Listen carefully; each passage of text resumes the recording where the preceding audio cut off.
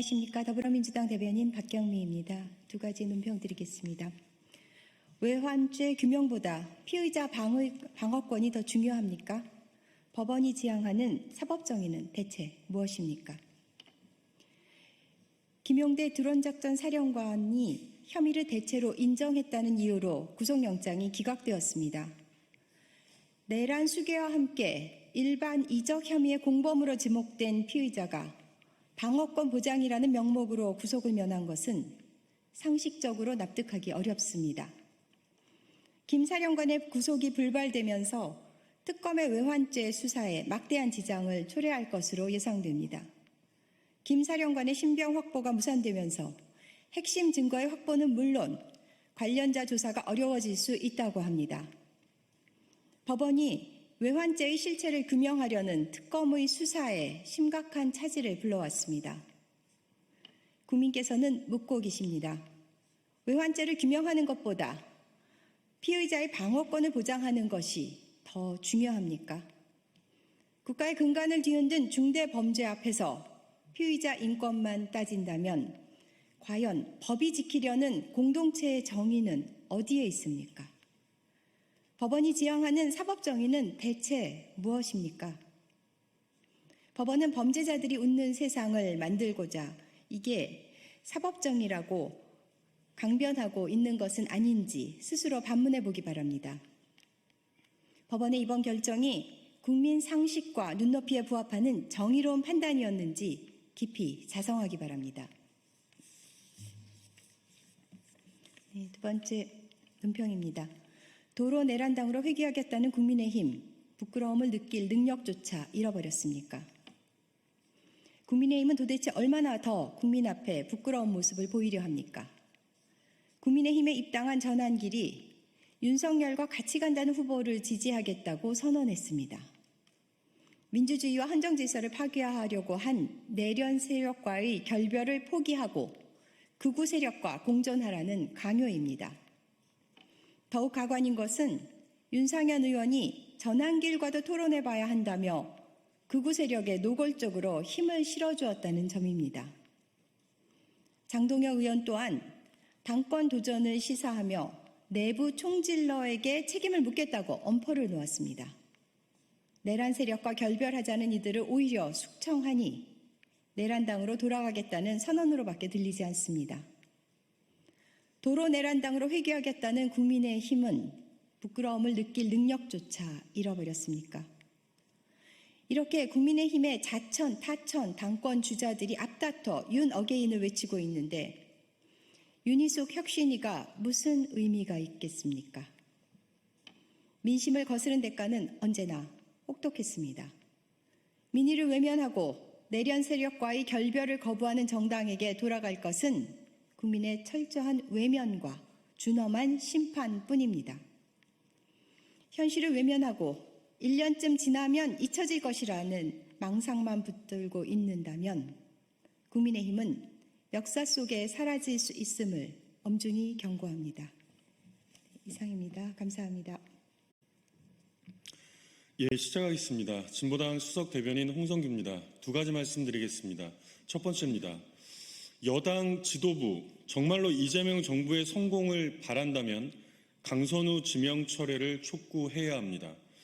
우상호 대통령실 정무수석이 강선우 여성가족부 장관 후보자 관련하여 대통령의 결정에 가장 영향을 많이 미친 것은 여당 지도부의 의견이었다고 밝혔습니다.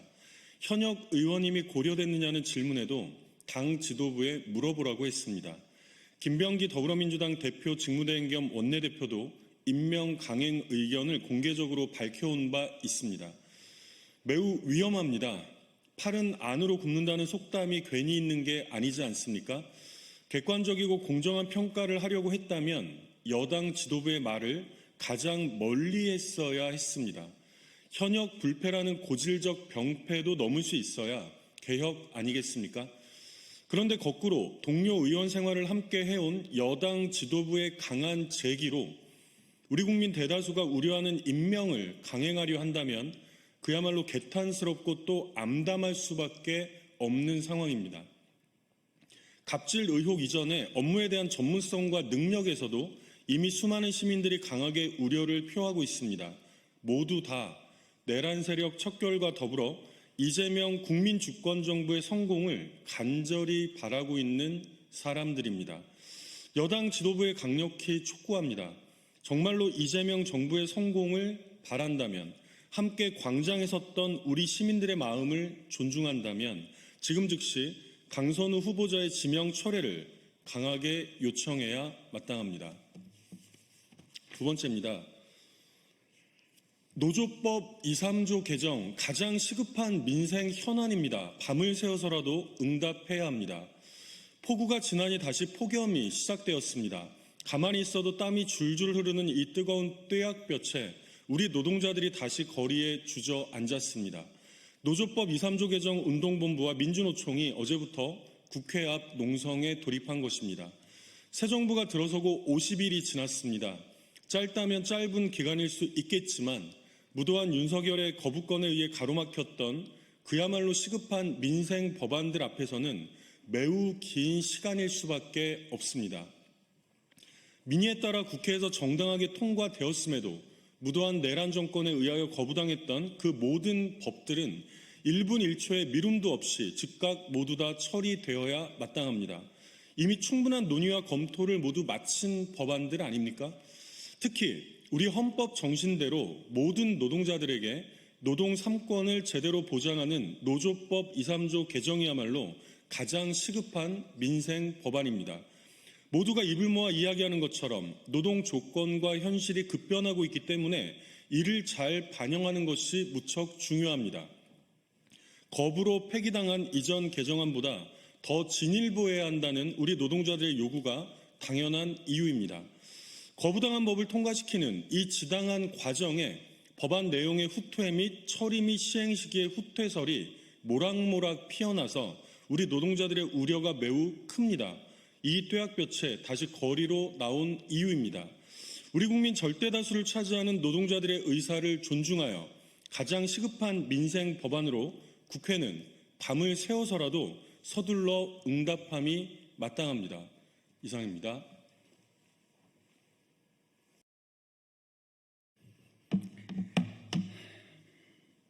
네, 더불어민주당 상금 부대변인 박창진입니다.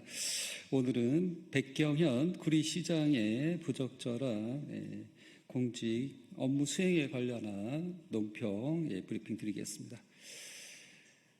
홍수 경보 속 야유회에 참석한 백경현 구리시장에게 구리 시민의 안전을 맡길 수는 없습니다.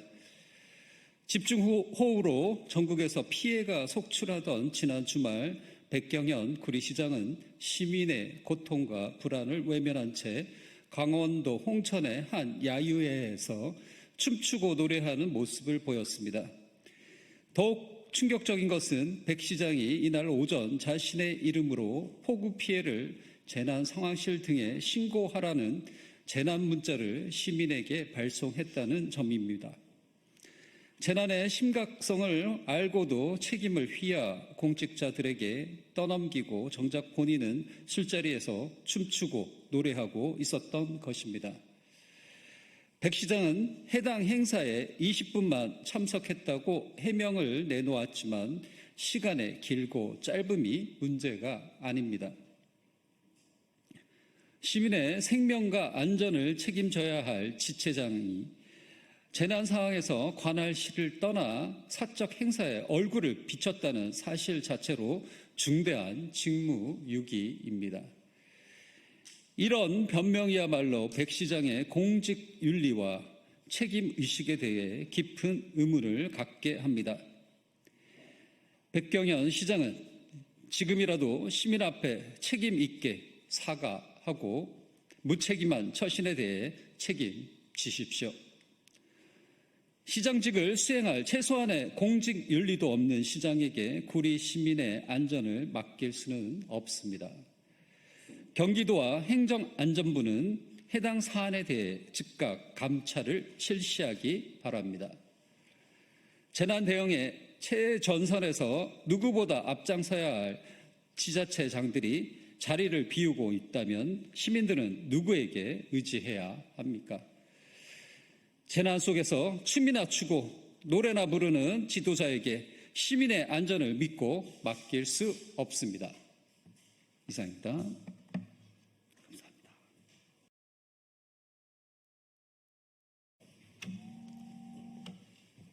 예, 반갑습니다. 진보당 원내대표를 맡고 있는 울산북구의 윤종호 의원입니다.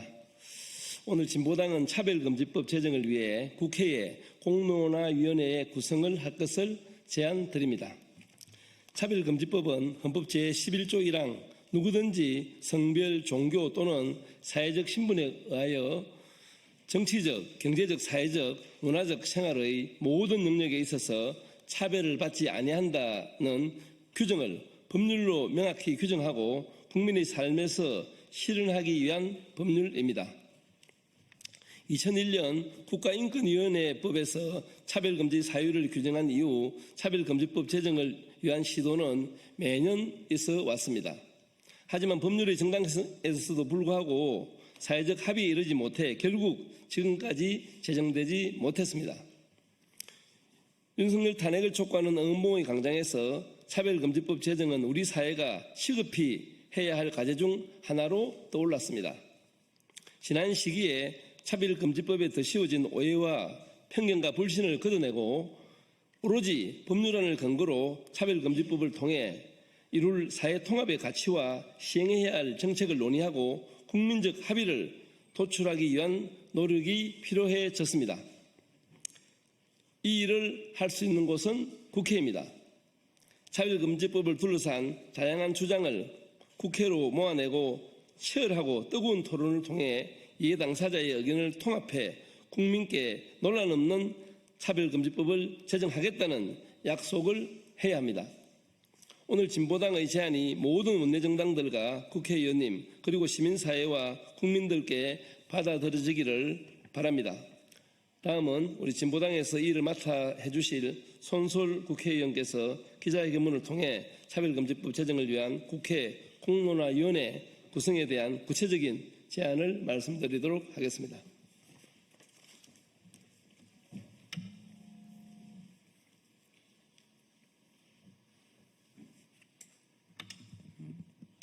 네, 진보당 국회의원 손솔입니다. 오늘 저는 차별금지법 제정을 추진하겠다는 의지를 밝히며 국회 차별금지법 제정을 위한 공론화위원회 설치를 함께 제안드립니다. 차별금지법 제정의 필요성은 2000년대 초반 국가인권위원회의 권고를 계기로 본격화됐습니다. 이후 20년이 넘는 시간 동안 학계, 시민사회, 국제기구 등은 반복적으로 법 제정의 시급성을 지적해왔습니다. 특히 유엔과 국제인권기구들은 한국 정부에 차별금지법 제정을 여러 차례 권고했습니다. 하지만 차별금지법 제정은 점점 더 어려워졌습니다. 차별금지법에 대한 왜곡의 정도가 심해지고 오해는 더 널리 퍼졌습니다. 이번 대통령 선거에서도 김문수 후보가 나서서 차별금지법이 제정되면 조두순이 초등학교 수위를 한다고 해도 막으면 차별이 될 수 있다고 말한 것이 대표적인 사례입니다. 차별금지법에 대한 잘못된 편견은 더 단단해졌습니다. 국회에서도 차별금지법을 노골적으로 반대하는 의원들이 늘었습니다. 차별금지법이 오해와 왜곡으로 훼손되는 것을 더는 두고 볼 수 없습니다. 혐오가 확산되고 극우 세력의 혐중 시위와 같은 노골적인 행동이 공공연히 벌어지기 때문입니다. 지난 겨울 광장에서 우리가 함께 외친 다시 만들 세계는 누구도 차별받지 않고 누구도 배제되지 않는 사회였습니다. 차별금지법 제정은 그런 사회를 만드는 첫 걸음입니다. 저는 기존에 발의된 법안에 노동과 일 영역에서의 차별금지가 더 넓게 적용되고 차별 피해 구제의 실효성을 높이는 방안 등을 추가하고 보완해 차별금지 법안을 만들었습니다. 지금까지 국회에 발의된 법안과의 차이점과 2025년의 차별금지법은 어떠해야 할지 진지한 논의가 이루어지길 바라는 마음을 담았습니다. 하지만 국회에서조차 법안의 내용을 살펴보기도 전에 차별금지법이라는 말을 꺼내기 어렵습니다. 모두가 이야기하듯 22대 국회 개원 1년이 지났지만 차별금지법은 아직 발의되지 못했고 10명의 동의를 모으기도 녹록지 않은 상황입니다. 모두가 평등해야 되고 차별에 반대한다고 생각은 하지만 차별을 금지하자는 법은 말하기 어려운 모순적인 현실입니다. 오해와 편견을 걷어내고 책임 있는 공론장을 만듭시다.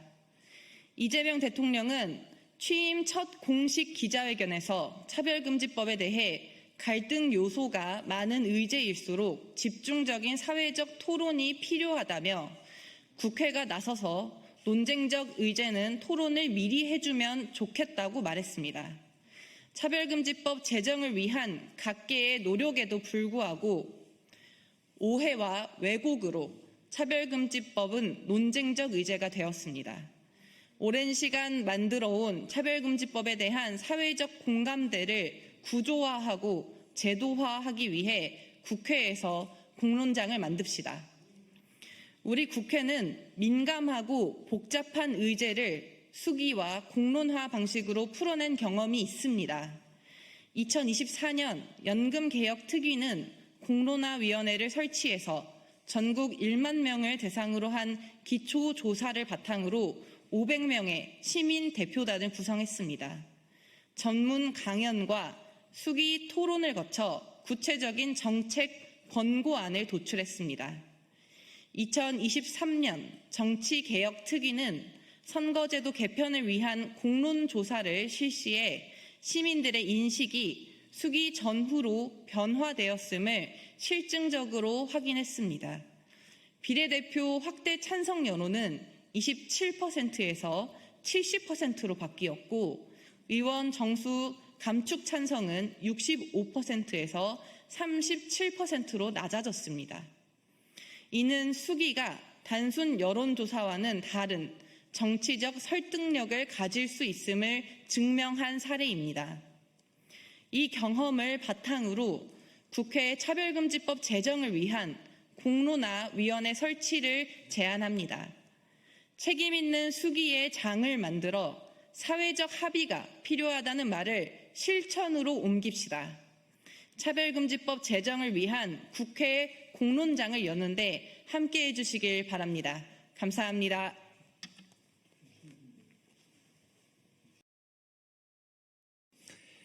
네, 더불어민주당 원내대변인 김현정입니다. 끝까지 장님무사로서 안전뱅이 주술사를 자처할 셈입니까? 특검 수사는 정치 탄압이 아닌 사필기정입니다. 내란 속의 윤석열의 뻔뻔함이 치가 떨립니다. 끝까지 장님무사를 자처하며 안전뱅이 주술사 김건희를 지키겠다니 헛웃음만 나옵니다. 김건희에 대한 특검 출석 통보가 떨어지자 윤석열은 SNS를 통해 말도 안 되는 정치적 탄압은 저 하나로 족하다고 강변했습니다. 자신을 정치 탄압의 희생양으로 포장하겠다니 기가 막힙니다. 권력형 비리의 숙에 김건희를 감싸려는 윤석열의 개변을 참기 힘듭니다. 특검 수사는 정치 탄압이 아니라 사필 기정입니다. 헌정 질서를 위기로 몰아넣고도 정당한 명령이라며 모든 판단을 역사에 맡기겠다고 뻔뻔스레 주장하고 있는 내란 수계에게 법의 준엄함을 보여줘야 합니다. 말도 안 되는 정치적 탄압이란 윤석열 본인이 문재인 정부와 민주당을 향해 휘둘렀던 검찰의 칼날입니다. 10원 한 장 받은 것 없는 이재명 대통령에게 끝없이 법의 칼끝을 들이대던 집요함을 국민께서는 잊지 않고 계십니다. 더 이상 억지 주장과 거짓말로 국민을 우롱하지 말고 조용히 자숙하며 특검 수사를 받으십시오. 그리고 법의 엄정한 심판을 기다리십시오. 특검은 윤석열, 김건희 부부에게 사필 기정이 무엇인지 엄정한 수사와 상응하는 처벌로 똑똑히 보여주시기 바랍니다. 2년 만에 실토한 이종섭 전 장관, 최상병과 군인 장병들에게 부끄럽지도 않습니까? 순직해병 수사앱의 시발점으로 지목됐던 02-800-7070의 주인공이 윤석열로 밝혀졌습니다. 최상병이 순직하고 2년 만에 마침내 진실의 베일이 걷히기 시작했습니다. 2년간 권력을 총동원해 은폐해온 진실은 추악했습니다. 그런데도 끝끝내 침묵을 선택한 이종섭 전 장관은 최상병의 영전 앞에서 부끄럽지도 않았습니까? 심지어 이 전 장관은 뒤늦게 통화 사실을 인정하고도 경로는 없었다고 강변했습니다. 윤석열의 책임을 감싸려는 삐뚤어진 충성심이 한심합니다. 사건 이첨 직전에 대통령이 전화를 건 것이 수사 개입이라는 것을 정말 몰랐단 말입니까? 게다가 김기한 전 특수전 사령관의 휴대전화에선 VIP 경로를 뒷받침하는 녹취까지 확인되었습니다. 그럼에도 윤석열 대통령의 경로로 뒤틀린 사건의 전말을 끝까지 감추려 들다니 언제까지 국민을 기만하려는 것입니까? 이 같은 군 지휘부를 국민께서 어떻게 신뢰할 수 있고 부모들은 어떻게 자녀를 군에 맡기고 안심할 수 있겠습니까? 특검은 철저한 수사를 통해서 윤석열의 경로에 최상병의 죽음을 은폐하려 한 수사 외압의 실체를 철저히 밝혀 책임자들을 법의 심판대에 세우기 바랍니다. 이상입니다. 국민의힘 곽규택 수석대변인입니다. 열맞춰 강선우 두둔에 나서는 민주당, 보좌진 분노의 목소리는 허공의 메아리입니까? 대통령실의 인면 강행 입장 발표에 이어 열맞춰 강선우 감싸기에 나서는 민주당의 두둔과 변명 수준이 가관입니다. 민주당 김현정 원내대변인은 갑질은 상대적이고 주관적인 것이라고 밝혔습니다. 문진석 원내수석은 알코올 중독자를 임명한 링컨의 결단에 비유했습니다. 보좌진에게 집 쓰레기 버리게 하고 변기 수리시키는 것이 주관적 문제라는 원내 지도부 수준이 처참합니다. 갑질 가해자를 알코올 중독자와 동급으로 취급하는 것부터가 비정상적 사고입니다. 본체가 갑질 그 자체인 사람을 정상인 만들려는 시도가 참으로 기가 막힐 노릇입니다. 맨정신으로 이런 말을 공개적으로 내뱉어야 했던 김 대변인, 문 수석마저 지금은 자괴감을 느끼고 계시지 않을까 심히 염려될 정도입니다. 국민들께 더욱 충격적으로 다가왔던 것은 정영애 전 여가부 장관의 폭로입니다. 강 후보자가 초선 의원 시절 지역구 민원이 안 풀린다며 여가부 운영 경비 수억 원을 징벌적 삭감하겠다고 위협했다는 것입니다. 보좌진에 이어 장관에게까지 갑질한 인물을 여가부 수장으로 앉히겠다는 발상 자체가 국민을 우롱하는 처사입니다. 민주당 보좌진들마저 이제 후배들에게 자부심과 사명감을 말하지 못하겠다며 절망하고 있는 상황입니다. 을지로위원회를 만들어 을의 권리를 외치던 민주당이 정작 갑질 가해자는 끝까지 감싸는 이중성을 보이고 있습니다. 이재명 대통령 지지율이 출범 후 처음 하락한 것은 민심 이반의 명확한 신호라 할 것입니다. 정부 여당은 더 이상 제19 감싸기로 국민 상식에 도전하지 말고 강선우 후보자 임명을 지금이라도 즉각 철회하십시오.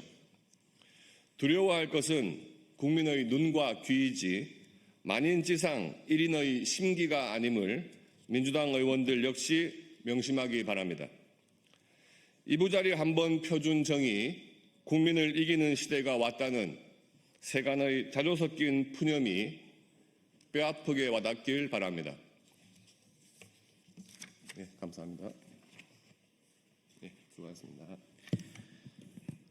안녕하십니까. 더불어민주당 광주 동구 남구을 국회의원 안도울입니다. 퇴직연금 개혁은 더 이상 뒤로 미룰 수 없는 국민의 미래를 지키는 필수적 정책 과제입니다. 퇴직연금은 국민의 노후를 지키는 제2연금의 역할을 수행을 해야 하겠습니다마는 지금 그렇지 못하고 있습니다. 먼저 2%의 낮은 수익률입니다. 그리고 지금 가입률도 53% 정도에 이제 불과합니다. 그리고 지금 퇴직 시에 일시금이 아닌 연금으로 수령하는 비율이 13%에 불과합니다. 제대로 그 역할을 다하고 있지 못하죠.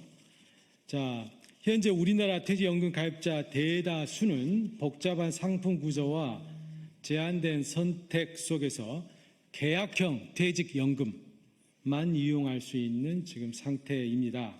이렇다 보니까 대부분 가입자들은 원리금 보장형 상품에만 가입하고 있고, 그 결과로서 우리 퇴직연금의 10년간 평균 수익률이 2.31%에 이제 불과한 실정입니다.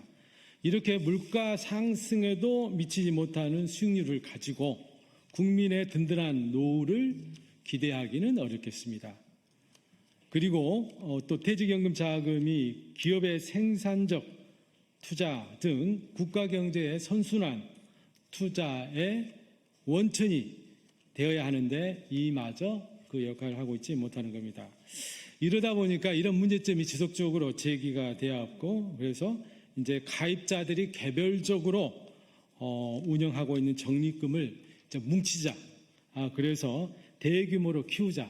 그리고 이 큰 자금을 전문적인 자산 투자 회사들이 운영함으로써 장기 분산 투자로 수익률을 높이는 기금형 제도를 도입하자는 논의가 지속 제기되어 왔습니다. 이러한 일환으로 2022년도에 중소기업 퇴직연금기금제도, 일명 푸른 씨앗이라는 기금형 제도가 처음으로 도입이 됐습니다. 중소기업 30인 이하만을 대상으로 했습니다. 그렇지만 지난 3년간 운영을 하다 보니 그 누적 수익률이 20%를 돌파했고, 지난해에는 6.52%, 그리고 올 상반기에도 7.46%라는 우수한 성과를 이제 보여왔습니다. 자, 이처럼 기금형 제도가 민간 퇴직연금 대비 올 동안 수익률을 지속적으로 기록했고, 그 효능을 입증한 만큼 저는 이번 법 개정을 통해서 이 기금형 제도를 전체 사업장과 가입자에게 확대 적용하고자 합니다. 이러한 필요성을 바탕으로 오늘 제가 발의한 퇴직연금 개혁 개정안의 핵심 내용과 주요 내용을 말씀을 드리겠습니다. 첫 번째, 가입자의 선택권이 대폭 확대됩니다. 기존에는 계약형만 허용됐지만 앞으로 계약형에 더해서 기금형을 선택할 수 있도록 선택의 폭을 넓히게 된 겁니다. 이제 가입자들은 상품을 본인이 직접 골라서 운영하거나 아니면 전문적인 운용 기금에 자산을 맡길 수 있게 됩니다. 두 번째, 기금 가입 대상 범위가 넓혀집니다. 지금 푸른 씨앗과 같은 기금형 제도는 30인 이하 중소기업만 참여할 수 있었습니다마는 앞으로 모든 대기업을 비롯한 모든 사업장과 가입자로 확대가 돼야 합니다. 세 번째, 현재 푸른 씨앗을 운영하고 있는 근로복지공단의 자산 운용 조직도 좀 보강이 좀 되어야 될 것 같습니다. 기존에 30인 이하 중소기업만 대상으로 했는데 이를 전체 중소기업으로 좀 확대가 됩니다. 따라서 근로복지공단의 관련 전문 역량을 제고시키는 조치가 필요할 것입니다. 그리고 네 번째, 기금형으로 앞으로 많은 자금이 조성이 됩니다. 이를 운영할 수 있는 민간 전문 자산 운용 체계를 대대적으로 정비를 해야 하겠습니다.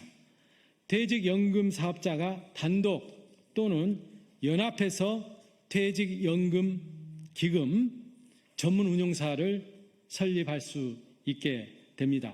그리고 복수의 기금이 허용되기 때문에 이 기금 간의 수익률과 수수료를 놓고 경쟁이 촉진될 수 있습니다. 이렇게 되면 가입자는 보다 높은 수익률, 보다 낮은 수수료 비용의 혜택을 누릴 수 있게 될 것입니다. 가장 중요한 변화는 국민 한 사람 한 사람에게 집단의 힘과 전문가의 역량을 결합한 기금 운영 방식을 선택할 수 있는 길을 열어준다는 것입니다. 이제 우리 가입자, 근로자들은 계약형과 기금형 중에서 본인 상황에 맞는 방식을 선택할 수 있게 됨으로써 실질적인 자산 운용의 선택권이 확대 보장된다는 말씀을 좀 드리겠습니다.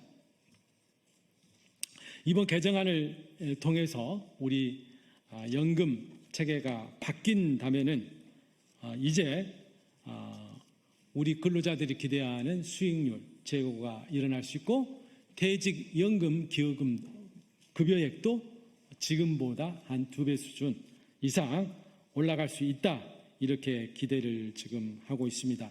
또 퇴직 당시에 이제 일시금이 아닌 고수익을 보장하는 연금을 선택함으로써 노후 보장 수단으로 이 퇴직연금을 활용할 수 있다, 이렇게 판단이 됩니다. 그리고 이러한 개인에 대한 혜택을 넘어서 국가 전체적으로도 큰 정책적인 좋은 영향이 발생할 수가 있겠습니다. 퇴직연금을 통해서 보다 많은 생산적 자금들이 모여질 수 있고 이게 자본시장으로 환류가 된다고 하면은 우리 국가 경제 건전한 자금 흐름의 선진화 그리고 선순환에 도움이 될 수 있다. 그래서 우리가 지금 기묘한 국가의 새로운 신성장을 동력을 만드는 데도 일부 기여할 수 있겠다, 이렇게 생각이 좀 됩니다. 결론적으로 우리 국민의 든든한 노후와 대한민국의 지속가능한 미래를 위해서 이번에 퇴직연금 계획은 반드시 완성이 돼야 한다라는 각오로 향후 입법 진행 절차 과정에서 또 그리고 구체적인 시행령 개정 등 구체적인 제도 과정에서 최선의 노력을 다하겠다는 말씀을 드립니다. 감사합니다.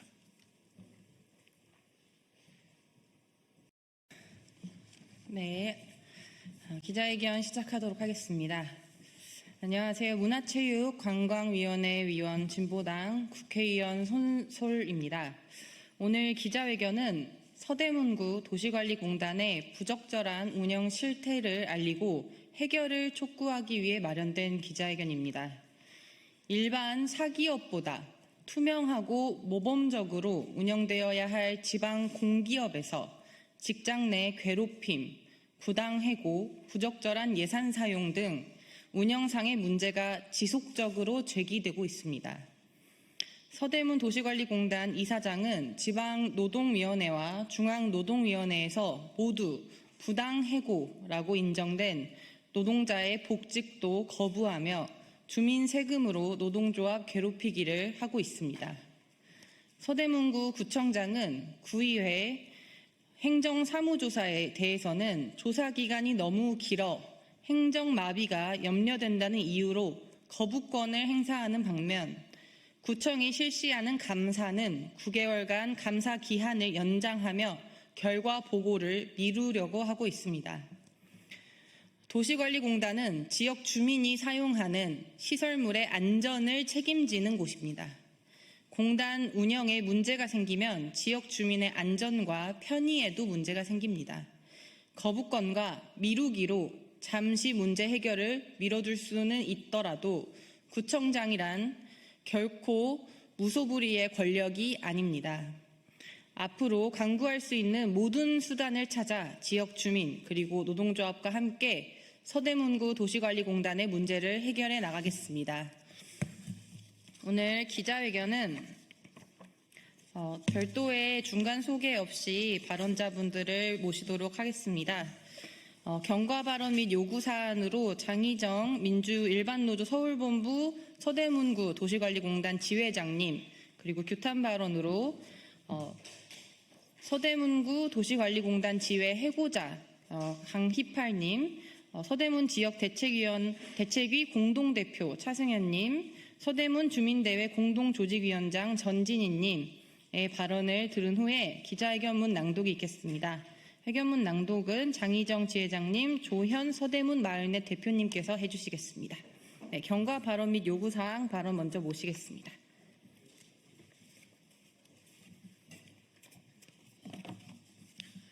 네, 안녕하십니까. 저는 서대문구 도시관리공단 지회장 장희정입니다.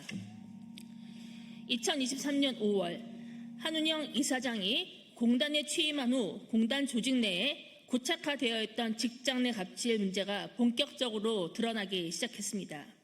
이에 공단 노동조합은 문제 해결을 촉구하며 서대문구청 앞에서 1인 시위와 선전전을 시작했습니다. 그러나 돌아온 것은 개선이 아닌 노동 탄압이었습니다. 2024년 7월 공단은 조합 간부와 조합원을 부당해고로 보복했습니다. 이 같은 행태에 문제 해결을 요구하고자 노동조합은 해고자 복직, 부당노동행위 근절, 직장 내 갑질 철폐, 공단의 저임금 구조 개선, 그리고 한운영 이사장의 퇴진을 요구하며 1년이 넘도록 투쟁을 이어오고 있습니다. 서대문구청은 이 모든 사안에 대해 책임을 회피하고 있습니다. 노동조합은 공단 내 갑질 문제를 서대문구청으로 감사 담당관에 조사 의뢰했으나 명백한 갑질 사실에도 불구하고 증거 부족이라는 이유로 갑질을 인정하지 않았습니다. 공단의 저임금 개선 요구에도 묵묵부답으로 일관하며 2024년 임금협약조차 미체결 상태입니다. 2024년 10월 공단 및 한운영 이사장에 대해 비리 제보에 따라 서대문구청이 감사를 실시했지만 결과는 여전히 공개되지 않고 있습니다. 9차례나 매월 감사 기간만 연장하는 초유의 사태가 벌어지고 있습니다. 국정감사도 이 정도로 지연되지는 않을 것입니다. 이후 2024년 11월 서대문 구의회를 통한 행정사무감사 시 공단 한운영 이사장은 직원 사찰 예고, 공단 기록물 훼손, 회의 시 직원 핸드폰 강제 수거, 부당노동 행위, 특정 지인에게 과다한 강사료 지급, 수의계약을 통한 일감 몰아주기 등 비정상적인 공단 운영 실태에 한운영 이사장은 모르쇠로 일관하며 직원에게 책임을 전가하고 행정사무감사에서 위증까지 서슴지 않았습니다. 보복성 행위를 당한 서대문구 도시관리공단 지회 노조 간부와 환경미화 조합원은 이후 서울지방노동회와 중앙노동위원회 부당해고임을 인정받았습니다. 1년이 넘는 해고자 투쟁을 통한 환경미화 노동자는 복직되었으나 노조 핵심 간부인 수석 부지회장은 아직도 해고 상태로 정년을 맞이하였고 촉탁으로 전환돼서 근무되어야 하나 이 또한 이행하지 않고 있습니다. 명백한 단체협약 위반 행위입니다. 그뿐 아니라 공단은 현재 행정심판까지 진행하며 갈등을 더욱 키워가고 있습니다. 이에 이성환 구청장에게 강력하게 요구합니다. 서대문구 도시관리공단에 노동자를 짓밟고 비정상적 운영을 자행하고 있는 공단 한운영 이사장은 더 이상 공단의 이사장이 아닙니다. 즉시 해임하십시오. 공단 노동조합은 더 이상 공단 직원이 고통받는 것을 바라볼 수 없습니다. 한운영 이사장 퇴진만이 서대문구 주민에게 안정적인 공공서비스를 제공하고 공단 노동자들의 삶을 지키는 유일한 길입니다. 우리는 끝까지 싸울 것입니다. 멈추지 않을 것입니다. 그리고 반드시 이길 것입니다. 투쟁!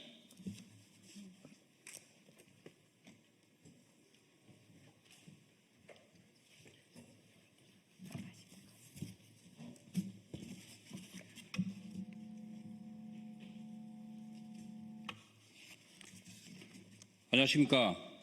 저는 서대문구 도시관리공단 지회 수석 부지회장 강희팔입니다. 해고는 살인이라는 말 요즘 정말 실감하고 있습니다. 부당 해고에 맞서 시작한 투쟁이 무더운 여름과 매서운 겨울을 보내고 다시 무더운 여름을 맞이했습니다. 저는 노동위원회의 부당 해고 판정을 인정받았습니다. 하지만 해고된 채 정년을 맞이하였고 이후 촉탁직으로 전환되어 근무하는 단체 협약이 있음에도 이를 무시하고 거부하는 공단을 상대로 최근 지방노동위원회로부터 또다시 부당해고 인정을 받았습니다. 그러나 공단은 이를 인정하지 않고 있습니다. 또한 공단은 부당해고를 인정하지 않고 행정소송 진행을 한다고 합니다. 저는 또다시 거리의 노동자가 되었습니다. 직원 한 명을 죽이고자 작정한 것입니다. 저는 해고라는 지옥을 경험하고 있습니다. 공공기관장의 수장이 10년이 넘게 공단에서 일한 노동자를 기만하고 거리로 내몰고 있는 것입니다. 공단 한은영 이사장 이대로 둬야겠습니까? 단지 해고만을 이야기하는 것이 아닙니다. 공단에서 문제가 생길 때마다 직원들에게 책임을 전가하고 갑질을 일삼으며 입만 열면 거짓말을 늘어놓는 한은정 이사장을 더 이상 볼 수가 없습니다. 공단의 직원들을 위해서도 이사장을 퇴진시켜야 한다고 생각합니다. 저는 지켜볼 것입니다. 이 길긴 싸움 승리의 그날까지 더욱더 힘찬 투쟁 이어가겠습니다. 투쟁!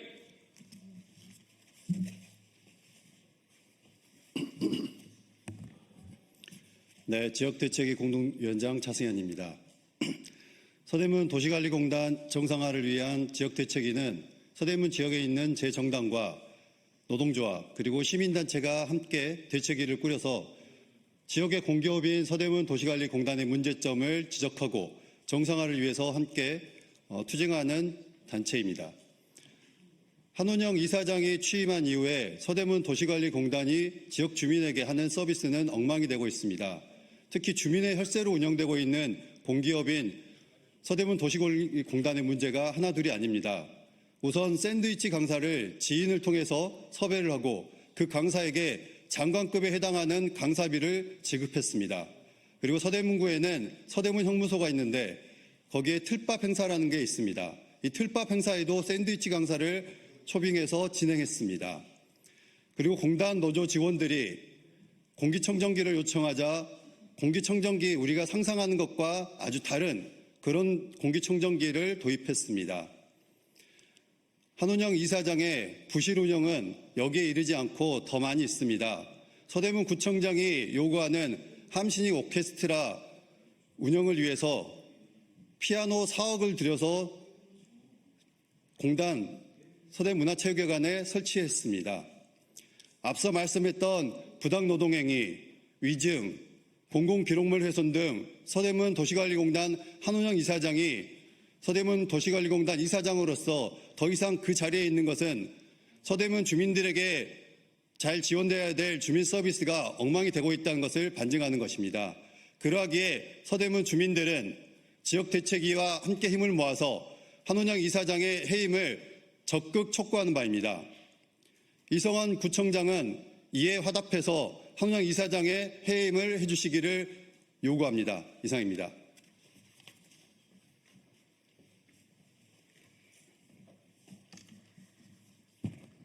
안녕하십니까. 서대문 주민대회 공동조직위원장 전진희입니다. 공단 이사장이 어떤 가치와 철학을 갖고 있는가, 그것이 공단 사업을 운영하는 데 있어서 결정적 영향을 끼칩니다. 지방 공기업이 노동위원회의 부당해고 인정 판정 세 차례나 무시한다는 것이 말이 되겠습니까? 노동에 대한 천박한 인식을 갖고 있는 자가 공기업의 이사장의 역할을 한다는 것은 주민들의 상식과 어긋나는 일입니다. 서울특별시 서대문구 도시관리공단 설립 운영에 관한 조례를 보면 공단의 임원은 자기 또는 자기 친족과 이해관계가 같이 있는 사안에 대해서는 이사회에 참여할 수 없다라고 하는 것이 명시되어 있습니다.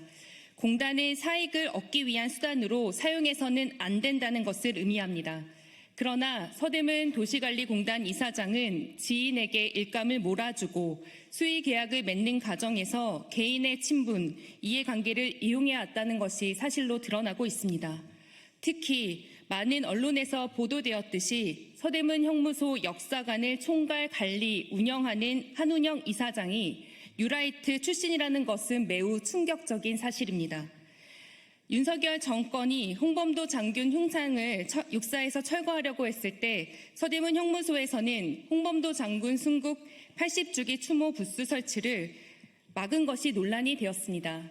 그리고 그 다음에는 서대문 도시관리공단이 뉴라이트 역사관을 강의하는 역사인문학 아카데미를 자체 행사로 계획한 정황이 드러났습니다.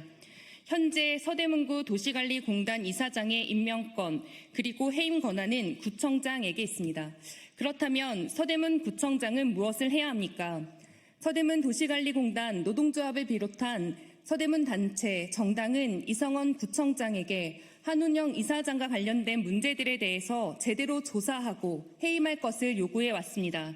그러나 이성원 서대문 구청장은 거부권 행사, 그리고 무기한 감사로 공단 이사장 구하기에 나서고 있는 상황입니다. 주민들이 구청의 공단 감사에 대해서 정보 공개 청구를 하였습니다. 그러나 서대문구청 감사 담당관은 현재 감사가 진행 중이다라고 하는 이유를 들면서 부존재 처리했고 무기한 감사를 진행하고 있는 상황입니다. 그래서 주민들은 현재 상급 기관에 감사를 진행할 수도 없게 되어 있습니다. 지방 공기업과 구청장의 권한이 이렇게 무소불위일 수 있단 말입니까? 국회에서도 서대문구에서 벌어지는 지금의 사태에 대해서 함께 관심 가져주시고 문제 해결에 나서주시길 호소드립니다. 이성원 구청장에게도 요청합니다. 공단 이사장 구하기를 중단하고 조례대로 한운현 이사장을 지금 당장 해임하십시오. 서대문구의 노동조합, 단체, 정당은 반드시 한운영 이사장과 이를 비호하는 권력을 법 앞에 세우도록 하겠습니다. 그래서 반드시 법 앞에 세워 제대로 된 심판을 받도록 하겠습니다. 들어주셔서 감사합니다.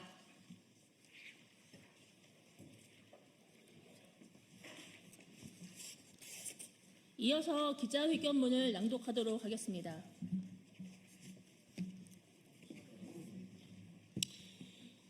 기자회견문, 공단 비정상적 운영, 지인 일감 몰아주기, 서대문구 혈세 낭비, 행정사무감사 위증, 공단 공공기록물 훼손, 직장 내 괴롭힘, 보복성 해고, 부당 노동 회기, 서대문구청은 서대문구 도시관리공단 한운영 이사장을 즉각 해임하라.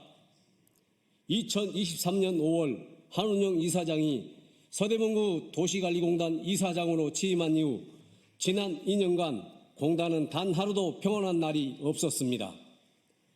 2024년 11월 서대문구의 행정사무감사를 통해 밝혀진 바에 따르면 한 이사장은 직원에 대한 사찰과 협박, 회의 중 핸드폰 강제 수거, 지인을 통한 강사료 가다 지급, 특정 지인 업체들과의 수의 계약, 공단 기록물 훼손 등 비정상적이고 위법한 운영 행태를 자행해 왔습니다. 이는 서대문 구민과 공단 노동자들을 철저히 기만한 행위입니다. 그러나 한 이사장은 명백한 증거 앞에서도 거짓 증언을 일삼으며 책임을 회피하고 있습니다. 뿐만 아니라 노동조합과 함께 직장 내 갑질 피해를 호소한 직원 2명을 보복성 인사로 해고하는 초유의 사태가 벌어졌습니다. 중앙노동위원회가 부당해고 판정을 내렸음에도 피해자 중 1명은 여전히 복직되지 못한 채 1년이 넘는 시간 동안 현장에서 복직을 위한 투쟁을 이어가고 있습니다. 이러한 보복성 행위를 정당화하기 위해 공단이 지출한 노무사 비용만 3천만 원이 넘습니다. 이는 서대문 구민의 소중한 세금이 노동자 탄압에 쓰이고 있는 명백한 사례이며 공공기관의 존재 이유를 심각하게 훼손하는 행위입니다. 또한 2024년 9월 서대문 구의회는 공단의 비정상적 운영에 대한 행정사무조사 특별위원회를 구성하고자 했으나 이성원 구청장은 조사 기간이 길다는 이유로 제2요구, 즉 사실상 거부권을 행사했습니다. 하지만 한 달 후인 2024년 10월 외부 비리의 제보를 통해 구청 감사 담당관의 감사가 시작되었고 이 감사는 무려 10개월이 넘도록 지금까지도 결과가 공개되고 있지 않습니다. 이처럼 명백한 범법 행위와 공단 운영 전반에 대한 불신이 커져가는 상황에서 이성환 구청장이 계속해서 한운영 이사장을 비호한다면 이는 사실상 범법 행위에 한 방조이며 서대문구 행정의 공정성과 책임성에도 심각한 의문을 제기하게 될 것입니다. 서대문구의 공공기관이 바로 서야 서대문구가 바로 설 수 있습니다. 이제 결단할 때입니다. 서대문구청장 이성원은 공단 정상화를 위해 지금 즉시 한운영 이사장을 해임하라. 2025년 7월 22일 기자회견 참가자 일동.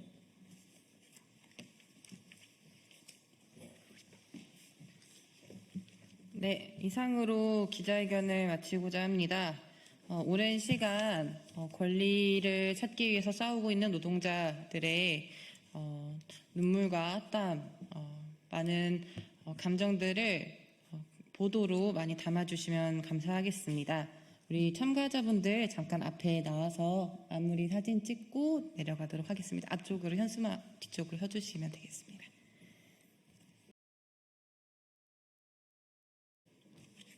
인사드리겠습니다. 더불어민주당 소속 안양 만안구 출신 강덕구 의원입니다. 저는 주진우 방지법을 발의했습니다. 그것과 관련된 기자회견을 하는 시간입니다. 주진우 의원 국회의원으로서 양심을 지킬 마지막 기회를 놓치지 마십시오. VIP의 경로 그리고 02-800-7070의 진실이 서서히 밝혀지고 있습니다. 이종섭 전 장관이 최혜병 순직 사건을 두고 윤석열 전 대통령과의 통화를 시인했습니다. 7070 번호의 주인은 바로 윤석열이었습니다. 윤석열이 최혜병 수사 외압의 몸통이었다라는 의심을 넘어서 진실이 되고 있습니다. 윤석열 대통령의 법률 비서관이었던 주진우 의원께 묻습니다. 당시 윤석열 대통령 법률 비서관 주진우 의원 대답하십시오. 주진우 의원은 7070 번호와 왜 통화하셨습니까? 그리고 최혜병 순직 사건 당시 무엇을 조언하셨습니까?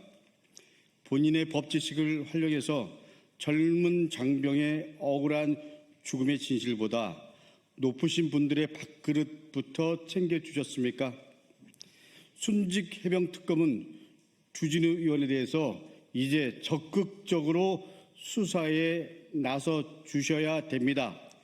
주진우 의원이 7070과 통화한 사실은 이미 국회에서도 밝혀졌습니다. 당시 법률 비서관이었던 주진우 의원이 최혜병 순직 사건 외압 과정에서 어떤 역할을 했는지 이제 진실을 밝혀야 합니다. 잘못이 있다면 그에 상하는 대가를 반드시 치러야 합니다. 주진우 의원은 이제 국민 앞에 서십시오. 주진우 의원의 아버지 주대경 전 검사는 전두환 군부 독재에 부역했던 대표적인 공안검사였습니다. 주진우 의원의 아버지는 군사정권 시절 전략했던 선생님들에게 간첩 혐의를 더 씌운 고문 조작 사건을 모른 척 했습니다. 아니, 뒤에서 고문을 조종했다라는 표현이 더 맞을지도 모르겠습니다. 당시 고문을 받았던 피해자의 증언에 따르면 외면을 넘어 고문 사실을 말하지 말라고 은폐한 의혹까지 존재합니다. 이는 전두환 독재에 대한 방조를 넘어 동조했던 군사 독재의 공범이라고 볼 수 있습니다. 주진우 의원의 아버지가 무고한 피로 쌓였던 재물은 주진우 의원으로 그리고 그 아들에게까지 대물림됐습니다.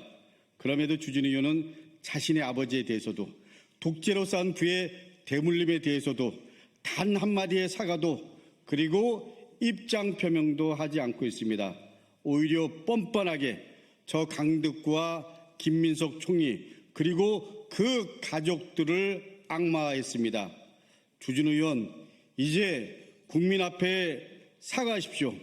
무고한 선생님들의 청춘을 짓밟았던 아버지의 과거에 대해 그리고 정치적인 야욕에 눈이 멀어 악마화했던 저 강덕구 그리고 김민석 총리 그 가족들에게 무릎 꿇고 사과하십시오.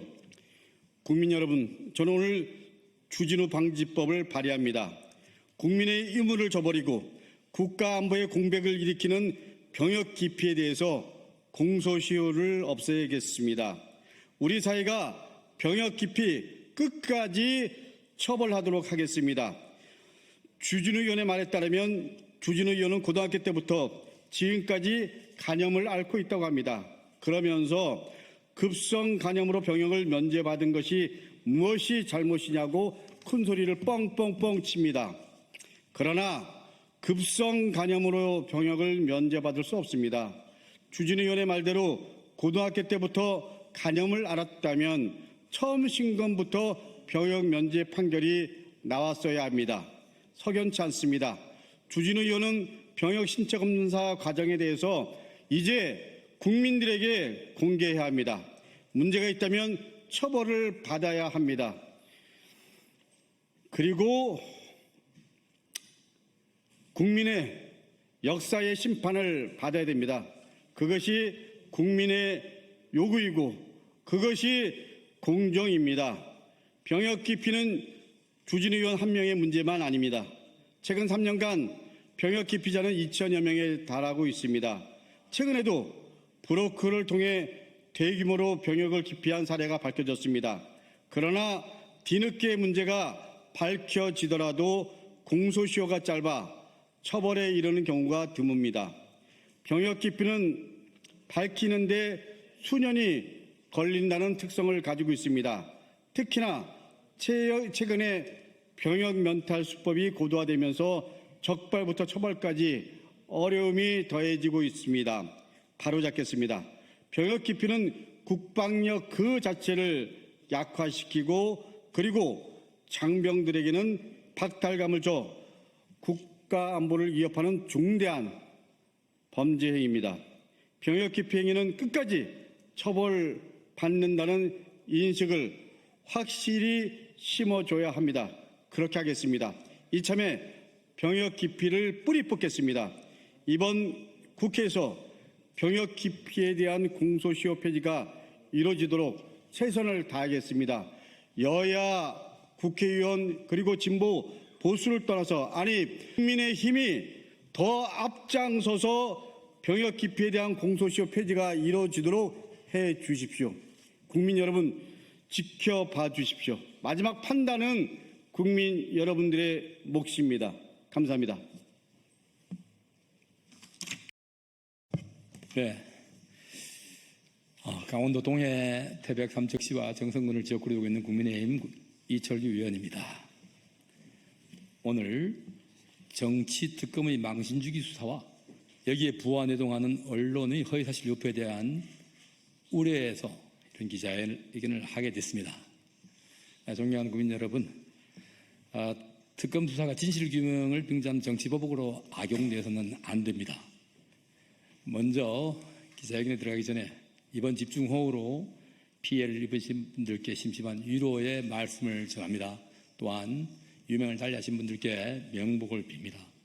지금 이 시간에도 수해복구 활동에 여념이 없는 구조대원을 비롯한 공직자와 봉사자 여러분의 수고에도 깊이 감사드립니다. 다시 한번 2년 전 경북 내륙 지역 수해 현장에서 실종자 수색에 나섰다가 유명을 달리하신 고 최수근 해병과 유가족에게 애도의 말씀을 드립니다. 아직까지 사고의 진실을 놓고 정책 공방이 오가는 현실에 안타까움을 금할 길이 없습니다. 최해병 순직 사고에 대한 실체적 진실이 조속히 규명되기를 기원합니다. 지난 금요일 순직 해병 특검이 저희 자택을 포함하여 국회 본관 위원장실과 의원회관 사무실 또한 지역 사무실 및 저와 제 가족이 이용하는 차량에 대한 압수수색을 실시했습니다.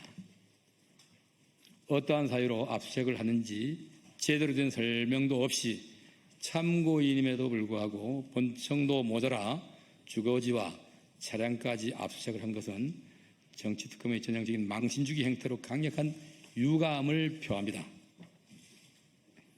실질적인 진실을 밝히려는 특검에는 성실하게 협조하겠습니다. 그렇지만 도를 넘은 정치특검의 행태는 도저히 묵과할 수 없습니다. 특검은 압수수색을 통해 제가 마치 순직 해병 사건과 연결고리에 있는 것처럼 여론과 분위기를 조성하고 언론 브리핑을 통해 속칭 임성근 전 사단장의 기독교 구명 로비에 제가 관여한 것처럼 국민에게 각인시켰으며 언론은 부와 내동하여 허구의 내용을 사실인 양 거짓 보도로 퍼나르기 하고 있습니다. 개탄스럽습니다. 거론되고 있는 김장한 목사님과는 20여 년 전부터 잘 알고 지내는 친분 있는 사이입니다. 전화를 통화하더라도 전혀 이상할 게 없는 사이로 또한 통화를 했더라도 임 전 사단장에 대하여 대화를 나눌 이유가 전혀 없는 관계입니다. 당시 대통령과 통화가 있었다면 당의 사무총장으로서 현안에 대한 일방적 통화였을 뿐 임 전 사단장의 구명에 대하여 대화한 적이 전혀 없습니다. 특검이 흘린 것인지 모르겠지만 일부 언론은 제가 순복음 교회를 다니고 있고 그 인연으로 임 전 사단장의 부인에게 구명을 부탁받았다고 보도하기까지 합니다. 임 전 사단장과 직접 통화한 내역이 있다고도 합니다. 명백한 거짓입니다. 저는 임성근 사단장과는 일면식이 없고 전화번호조차 모릅니다.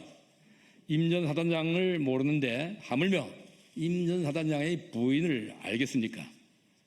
또한 저는 여의도 순복음교회에 다녀본 적이 없습니다.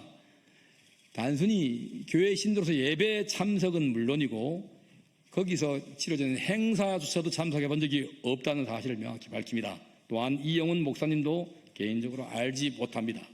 그럼에도 불구하고 마치 문제가 있는 것처럼 만들기 위해 억지 인연까지 창조해가며 거짓 서고서를 쓰고 있습니다.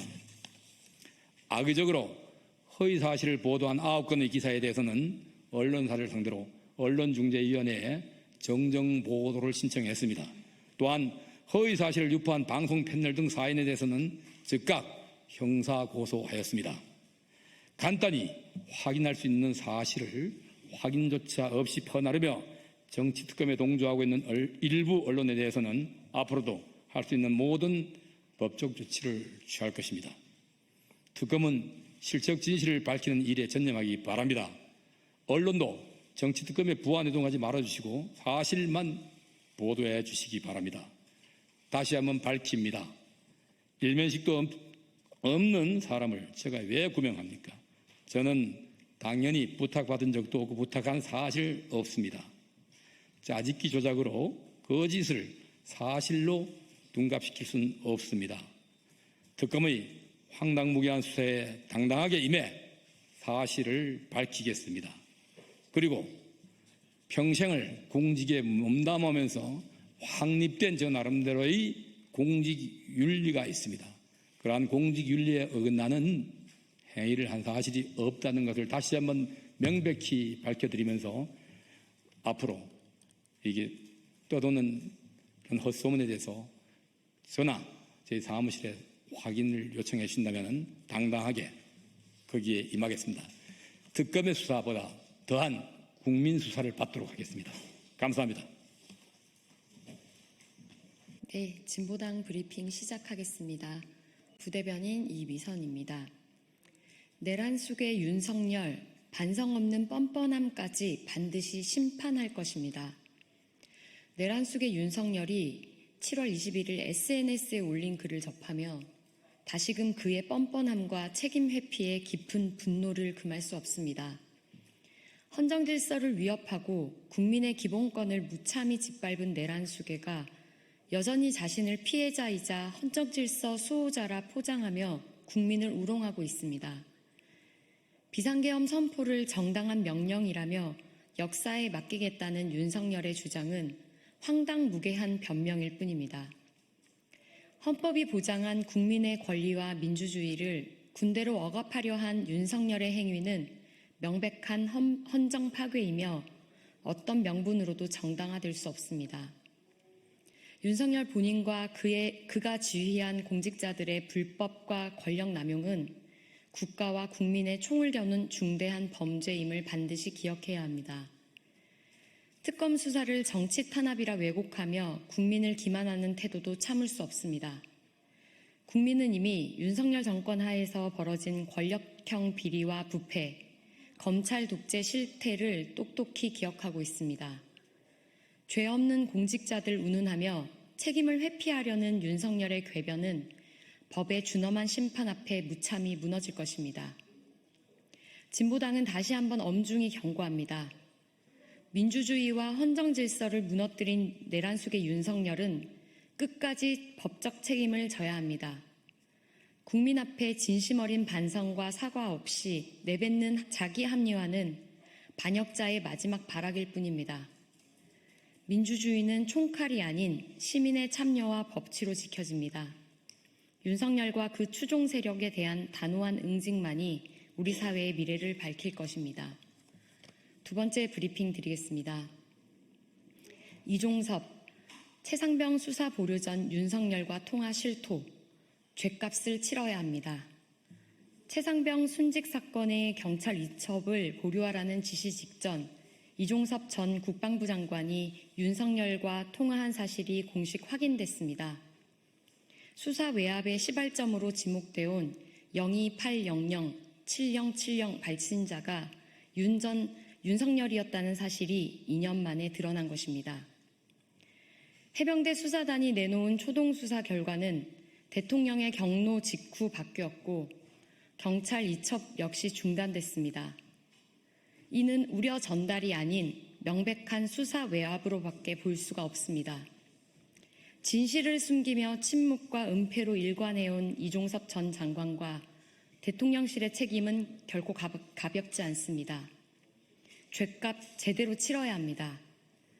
특히 2년 가까이 통화 사실 자체를 부인해오다 이제 와서 말을 바꾼 이종섭 전 장관의 해명을 신뢰할 수 있습니까? 윤석열이 이첩 중단을 지시하지는 않았다는 말은 이미 신뢰를 잃은 자의 자기 변명일 뿐입니다. 당시 이종섭 전 장관이 박정훈 수사단장이 임성근 사단장을 혐의자로 포함한 수사 결과에 결재까지 했던 사실은 또 어떻게 설명할 수 있습니까? 윤석열의 최상병 사건 수사 외압 정황, 특검은 진실을 끝까지 밝혀야 합니다. 특검은 철저히 수사하고 관련 책임자들을 법대로 철저하게 처벌해야 합니다. 군수 내부의 조직적 은폐 시도에 대해서도 엄정한 조사가 이루어져야 합니다. 그것이 무너진 군에 대한 국민적 신뢰를 회복하는 길입니다. 이상 브리핑 마치겠습니다. 고맙습니다.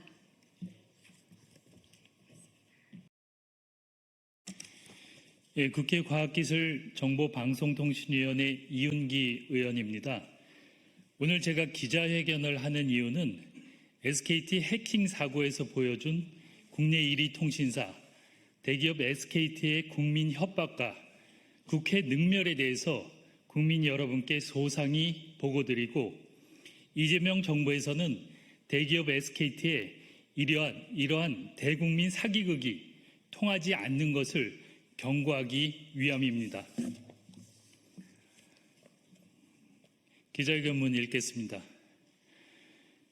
번호이동 위약금 손실을 100배 부풀려 국민을 협박하고 국회를 능멸한 SKT 유영상 사장은 국민과 국회에 사과하고 책임져야 합니다. 사과가 없으면 국회 위증죄로 고발하겠습니다. SKT 해킹 사고는 해커가 무려 3년에 걸쳐 서버에 침투했습니다. 유출된 정보는 전화번호, 가입자 식별번호 등 유심 정보 25종이며 유출 규모는 2,696만 건입니다. 휴대폰 복제나 금융 범죄로 이어질 우려가 커지고 있습니다.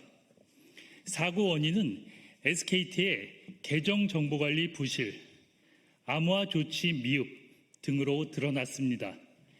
SKT 해킹 사고는 전 국민의 절반인 2,500만 명이 관련된 민생 현안입니다. 그런데 SKT는 지난 국회 청문회에서 사고 수습보다는 번호이동 위약금을 면제할 경우 손실을 무려 100배나 부풀려 국민들을 협박하고 국회를 능멸했습니다. 지난 5월 8일 유영상 SKT 대표는 국회 과학기술정보방송통신위원회 청문회장에서 위약금 면제 시 최대 500만 명의 고객이 이탈하고 약 7조 원의 손실이 발생할 수 있다고 밝혔습니다. 이 발언은 곧바로 언론의 7조 손실 기사로 도배됐습니다. 위약금 면제, 3년간 7조 원 손실, SKT 존립 기반 흔들, SKT가 망하게 생겼다는 자극적인 기사도 넘쳐났습니다. 본 의원 등 국회 과방위 소속 의원들의 집요한 노력과 이재명 대통령의 수석 보좌관 회의 발언으로 결국 지난 7월 4일 과기정통부는 SKT의 귀책 사유가 인정된다며 위약금 면제 결정을 내렸습니다. 한국통신사업자연합회에 따르면 해킹 사고가 발생한 4월 22일부터 위약금 면제 종료일인 7월 14일까지 SKT를 이탈한 번호이동 가입자는 104만 명, 또 이 기간에 거꾸로 SKT 신규 가입자는 31만 명, 실질 번호이동 가입자는 73만 명에 불과합니다. SKT 주장대로 1인당 위약금을 10만 원으로 산정할 경우 총 위약금 면제 금액은 약 700억 원에 이릅니다. 7조 원대 700억 원. SKT가 손실을 무려 100배나 부풀린 것입니다. 국내 통신 1위 대기업이 귀책 사유가 있음에도 위약금 면제 책임을 모면하라고 손실을 무려 100배나 부풀리는 대국민 사기극을 벌인 것입니다. SKT는 국민들의 혈세로 구축한 통신 인프라를 활용해 천문학적 이익을 보고 있습니다. 지난해 영업이익 1조 8천억 원, 올 1분기 3개월간 영업이익은 5,600억 원입니다. 과거 SKT가 어떻게 회사를 운영하고 여론을 왜곡했는지 모르겠지만 이재명 정부에서는 통하지 않습니다. 국회 청문회에서 국민을 협박하고 국회를 능멸한 SKT 유영상 사장은 국민들에게 공개 사과하고 국회에 출석하여 공식 사과하십시오. 그리고 합당한 책임을 지시기 바랍니다. 사과가 없을 경우 국회 위증죄로 정식 고발할 것임을 분명히 밝힙니다. 2025년 7월 22일 더불어민주당 국회의원 이훈기. 네, 감사합니다.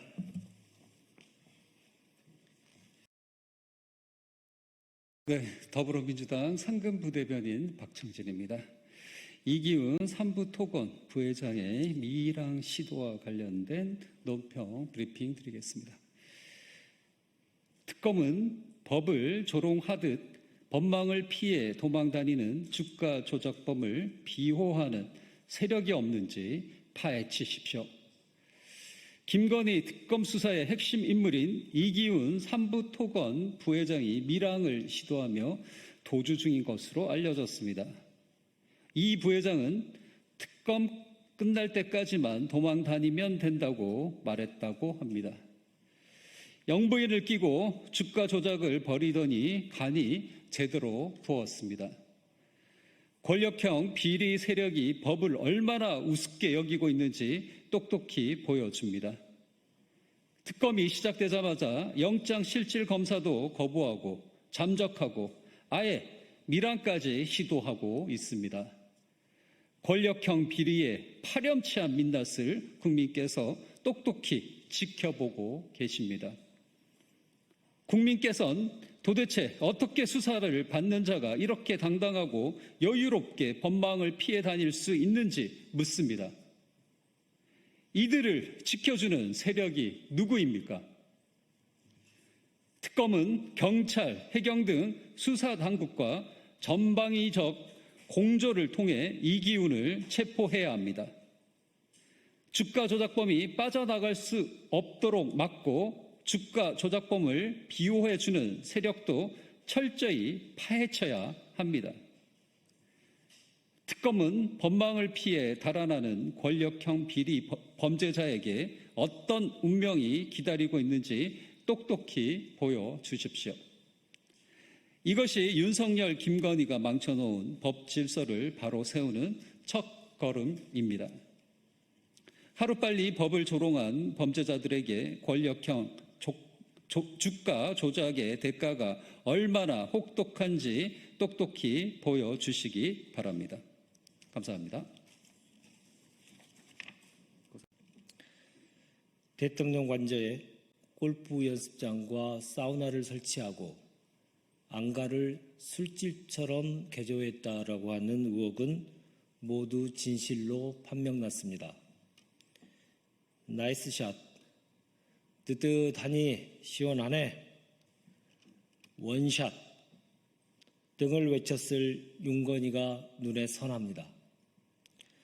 5년은 고사하고 3년도 못 갈 윤건희가 겁도 없이 영구 집권할 것처럼 엽기 행각을 서슴없이 자행하며 국민과 국가를 농락했습니다. 진실이 밝혀진 경위도 엽기적입니다. 이 공사를 맡은 업체가 공사대금 6억 원을 받지 못해 소송을 진행하면서 드러났습니다. 대통령실이 계약서도 없이 일을 시켜놓고 돈을 떼어먹었다니 기가 찹니다. 미납 공사 액수와 사우나 등의 공사 원가가 3천만 원이었다는 점, 국가보안법을 운운하며 보안국서로 협박해 입막음을 자행했다는 점도 새롭게 밝혀졌습니다. 저작거리 조폭도 하지 않을 짓을 버젓이 자행한 것입니다. 소송을 제기한 업체 측에 따르면 공사대금을 받지 못해 지난해 8월에 내용 증명을 보냈으나 아무런 변화가 없었다고 합니다. 총선에 참패하고 나니 윤건희가 늘 하던 대로 협찬, 즉 남의 돈으로 처리할 방법마저도 막혔었나 봅니다. 조국혁신당이 요구합니다. 첫째, 경호처는 공사대금 6억 원 반드시 윤건희로부터 받아내야 할 것입니다. 윤건희를 대신해 경호처가 최종 지급을 하면 법적 처벌을 피할 수 없을 것입니다. 둘째, 정진석 전 비서실장은 국회 답변에서 골프 연습장을 창고라고 강변했습니다. 수사당국은 정 전 실장 등 고의로 위증한 자 모두에게 법적 책임을 물어야 할 것입니다.